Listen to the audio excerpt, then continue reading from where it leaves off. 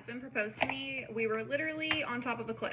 We had a 3-day weekend for New Year's Eve. He asked me if I wanted to go to Arkansas on like a spontaneous trip. So of course I said yes. And when he asked me, we were actually at dinner and his sisters were there. So they of course were like, well, we want to go. And I didn't think anything of it. I was just like, okay, fun. Whenever I was packing, I think is when I started to think about like, oh, maybe he's gonna propose to me this weekend, because I remember calling my sister and telling her, he told me when we were packing that we were going on a hike, so that I made sure to pack the right stuff. So we drive to Arkansas super early in the morning. We lived in Texas at the time, so it wasn't that far. And we went to Taco Bell for breakfast whenever we were near the area. He kept giving me those little sauces that say like, will you marry me?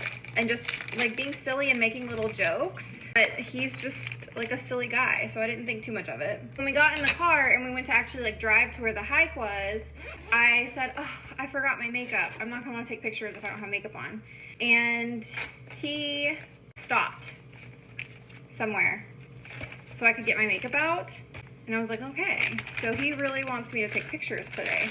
So that was another clue that I had, that I was like, maybe it is.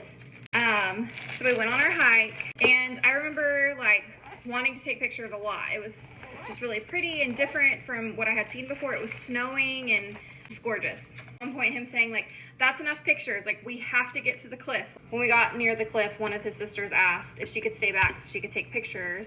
Again, didn't think a whole lot of it. His other sister was actually standing with us while we were on the cliff, and then she like walked away, and that's when Jacob got down on his knee and asked me to marry him. Because it was New Year's Eve, it was the last day of the year, so he said something to the effect of that he didn't want to go into the next year without me being his wife, which was very sweet. Obviously I said yes.